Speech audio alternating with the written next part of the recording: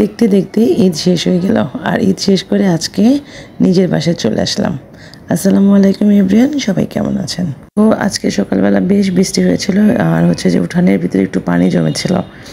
Mashfiq baby সেখানে যে খুব খেলতেছিল আর আমি একটু ভিডিও করতেছিলাম। আর আজকে হচ্ছে আমি টাঙ্গাইলে চলে যাচ্ছি, মানে আমার বাসায় চলে যাচ্ছি। আর এখানে মাকে একটু সবজি কেটে দিচ্ছিলাম। মাংস অনেক বেশি খাওয়া হয়েছে, এখন আর মাংসর নাম গন্ধ শুনতেও ভালো লাগে না।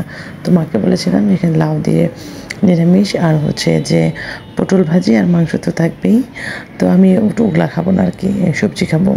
তারপর একটু বাড়ির সামনে মাশফিককে নিয়ে একটু এখানে ঘুরতে গিয়েছিলাম, একটু পরে চলে যাব। আর এবারে এটা একদমই ডিফারেন্ট কেটেছে। মায়ের শরীর ভালো ছিল না, তারপর বোনেদেরও ছুটি দেখা গেছে খুব তাড়াতাড়ি শেষ হয়ে গিয়েছে। তো সব মিলে একটু অন্যরকম, মানে কোথাও ঘোরাফেরা হয়নি আর কি। আর হচ্ছে যে আমার ঠান্ডা লেগে গলাটাও বসে গেছে, ভয়েস দিতেও বেশ একটু কষ্টই হচ্ছে। তো এই তো সিএনজিতে বসে গেছি। আর হচ্ছে যে মেরাজের বাবা মানে সামনে থেকে উঠবে, মানে আমাদের বাসাটা হচ্ছে আগে, আর যাওয়ার পথে হচ্ছে ওদের বাসা। তো ওইখান থেকে বাস স্ট্যান্ডে দাঁড়িয়ে থাকবে, সেখান থেকে উঠবে।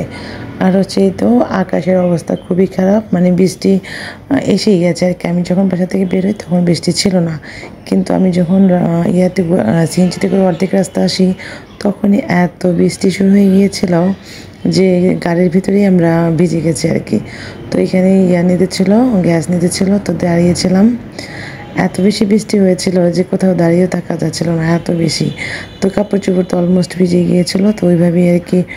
এখন প্রায় বাসার কাছাকাছি চলে এসেছি, ভিডিও করা যাচ্ছে না, এত বৃষ্টি হচ্ছে। অনেকদিন পরেই বাসায় যাচ্ছি, বাসায় অনেক কাজকর্ম আছে। খালাকে আমি রাতেই ফোন দিয়ে দিয়েছি যে আমি আসার পরপরই যেন খালা চলে আসে। তো এই তো এখন হচ্ছে যে আমি বাসায় চলে এসেছি। বাসায় এসেই খালার আসতে একটু লেট হবে, কারণ সে অন্য একটা বাসায় ঢুকে গেছে। কোথাও ঢুকলে তো 2 ঘন্টা আগে আর বের হওয়া যায় না। তো আমি সব চেঞ্জ করে নিচ্ছি আর কি, বেডশিট চেঞ্জ করে নিচ্ছি। তারপর হচ্ছে ফার্নিচারগুলো নিজেই মুছে নিয়েছি।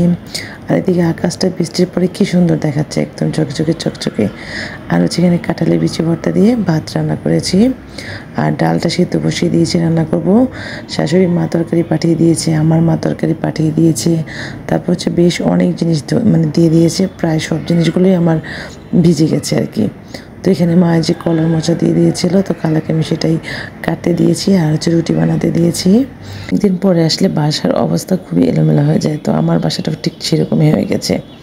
তো আমি সুন্দর করে ডাল রান্না করে নিয়েছি। মাংস খেতে খেতে এখন আর ভালো লাগে না, তো আমার মা যেটা দিয়েছিল সেটা আমি গরম করে নেব। আর হচ্ছে মেরেজের দাদি যেটা দিয়েছিল সেটা আমি ফ্রিজে রেখে দিয়েছি।